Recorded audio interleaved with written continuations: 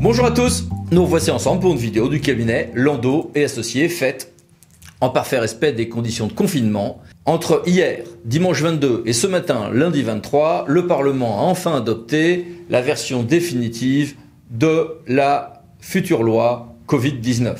Cette loi prévoit qu'il y aura un second tour avec un décret au plus tard en juin, mais que si on n'arrive pas à tenir cette échéance, ce qu'on saura au plus tard fin mai, il pourrait y avoir un renouvellement intégral, premier et second tour à organiser. Voir notre vidéo à ce propos. Mais pendant ce temps-là, on fait quoi pour gérer les communes? Eh bien, c'est l'objet de cette vidéo. Premièrement, que se passe-t-il dans les communes, 1000 habitants ou plus ou pas, pour lesquelles tous les élus ont été désignés dès le premier tour? Eh bien, dans ces communes, ces élus ne prendront leur poste qu'après une phase transitoire. Pour l'instant, même dans ces communes, ça reste les élus qui étaient aux manettes avant le premier tour, qui continuent à diriger la commune, qui continuent à diriger l'interco pour celles des intercos qui sont entièrement composées de communes où il y a eu un renouvellement au premier tour. Voilà, on garde les mêmes, ça reste, même l'élu battu continue à gérer sa barque, c'est comme ça. Et ces élus qui ont été renouvelés entièrement dès le premier tour, feront l'objet d'un décret au plus tard en juin pour dire à quelle date ces structures s'installeront. Même s'il y a besoin d'un second tour, dans les communes concernées, les élus qui sont déjà élus au premier tour ne devraient pas voir leur mandat mis en cause. On peut avoir un cas un peu particulier. Ce sont des communes de moins de 1000 habitants où on peut se retrouver avec des élus qui ont été élus au premier tour, définitivement, et puis d'autres qui sont en ballottage, il y aura un deuxième tour. Ces élus dès le premier tour, leur mandat est acquis, ils siégeront, mais il y aura besoin dans ce cas d'une élection complémentaire qui aura lieu soit en juin, soit peut-être avec 2 tours plus tard. Mais en attendant, disais-je, ce sont les édiles antérieurs, c'est ceux qui étaient aux manettes avant le premier tour qui restent aux commandes. Ils gèrent la commune, leurs compétences sont limitées aux affaires urgentes et courantes. Ceci dit, c'est bien le mandat de tous les conseillers municipaux qui se trouve maintenu, ce qui est une petite dérogation en droit. Et ces élus continuent leurs fonctions. Les délégations de fonctions qui ont pu être données aux maires, L21, 22, 22, ou aux intercommunautés, 52, 11, 10, sans doute les délégations également du maire aux adjoints, demeurent en vigueur.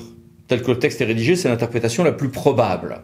Ceci dit, toutes les décisions prises en application de ces délégations, 21, 22, 22 ou 52, 11, 10, devront donner lieu à copie pour information, y compris aux conseillers municipaux, nouvellement élus à titre définitif au premier tour, ceux qui ont été élus dès le premier tour. Et pendant ce temps-là, il n'y aura pas d'élection partielle. Certains d'ailleurs, conseillers municipaux qui ont été élus au premier tour, ont décidé quand même de procéder à leur séance d'installation le week-end dernier, entre le vendredi et le dimanche suivant le premier tour. Sur ce point, ça pose des problèmes juridiques, voir notre vidéo à ce sujet. Autre question, les élus qui ont été élus au premier tour, ils ont parfois des incompatibilités. Après l'élection, ils ont parfois à choisir entre certaines fonctions et leur poste d'élu. Eh bien, le début de cette période où il faudra choisir entre la fonction d'élu et certaines fonctions professionnelles, par exemple, ou autres fonctions électives, cette période ne commencera qu'avec le décret qui sera pris donc au plus tard en juin pour installer ces nouveaux élus. Pour les mandats intercommunaux, la loi a fait un truc un peu compliqué. Première hypothèse qui est simple, je peux très bien avoir une interco à fiscalité propre, comité de communes, comité d'agglomération, comité urbaine, métropole, qui n'est composé que de communes, où tout le monde a été élu au premier tour. Dans ce cas-là, c'est simple, il y a juste un ajustement législatif. C'est dans les 3 semaines suivant la date d'installation donc des nouveaux élus qu'il y aura recomposition intercommunale, avec quelques précisions ici. Mais la plupart du temps, les comités de communes, comités d'agglomération, comités urbaines, métropole ont au moins une commune, souvent une majorité de communes, au moins une commune où il n'y a pas eu de renouvellement dès le premier tour. Alors on fait quoi? Jusqu'au second tour, maintien des équipes existantes. Second tour qui, je vous le rappelle, doit avoir lieu au plus tard en juin, mais si sanitairement on découvre le 27 mai qu'on ne peut pas le faire, ça sera premier et second tour renouvelé à une date ultérieure. Mais ensuite commence une phase intermédiaire entre le second tour et le renouvellement intégral, donc période qui dure en gros en général 5 semaines et qu'il va être réduite à 3 semaines, pendant lesquelles le gouvernement a bâti une usine à gaz que voici, pour prévoir les ajustements sur le nombre d'élus, en attendant que les organes intercommunaux puissent se recomposer. Et là, franchement, le moins qu'on puisse dire, c'est que ce sujet va donner lieu à beaucoup de débats. Nous allons faire des articles et des vidéos sur ce point pour décortiquer cette difficulté-là. Et puis après une période qui sera uniquement là aussi de 3 vendredis au lieu de 4, après le second tour et l'installation des élus, il y aura enfin une recomposition pleine et entière des organes délibérants intercommunaux. Sauf qu'il n'y a pas que l'intercommunalité à fiscalité propre. Quid des syndicats, quid des syndicats mixtes fermés, quid des établissements publics locaux que peuvent être les CCAS, CIAS, caisses des écoles, structures d'intervention publique, régies personnalisées, etc. Syndicats mixtes fermés. Sur tout ça, la loi prévoit un maintien, là aussi, jusqu'à l'installation de leurs successeurs, des équipes qui étaient en place avant le premier tour. Tout va bien, avec un petit bug. C'est pour les syndicats mixtes ouverts.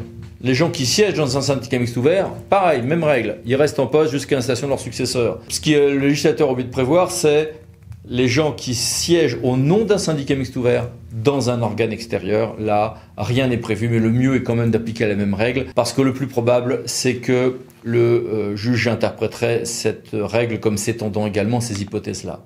Quid des indemnités de fonction? Eh bien, il y a maintien des indemnités de fonction, et il y a même un assouplissement que vous voyez ici sur ce point. La période de 3 mois que l'on a pour adopter les indemnités de fonction est assouplie, conduisant, si on regarde les débats parlementaires, à une probable application rétroactive sur ce point, mais ça pourrait être discuté. Et si pendant ce temps-là, il faut quand même réunir le Conseil, tout en respectant les règles de confinement, eh bien, des systèmes par décret de vote électronique, de vote par correspondance, par voie papier vont être prévus, avec un assouplissement des règles de quorum à 1/3 seulement des effectifs. Enfin, quid des budgets? Eh bien, pour les budgets, on va avoir une date reportée au 31 juillet pour le budget primitif, compte administratif pour celles des communes qui n'avaient pas encore adopté leur BP. On va avoir pendant cette période-là une application, c'est qu'on va reprendre les 7/12 du budget 2019 en 2020. Évidemment, si vous avez adopté votre budget avant le premier tour, le budget 2020 s'applique. On ne parle que de ceux qui n'ont pas voté leur budget avant le premier tour. Voilà, à bientôt pour d'autres vidéos, on va en faire toute une série. Bon courage à vous tous qui êtes sur le terrain pour lutter contre cette maladie, pour assurer la continuité des services publics. Merci, bravo, à bientôt, au revoir.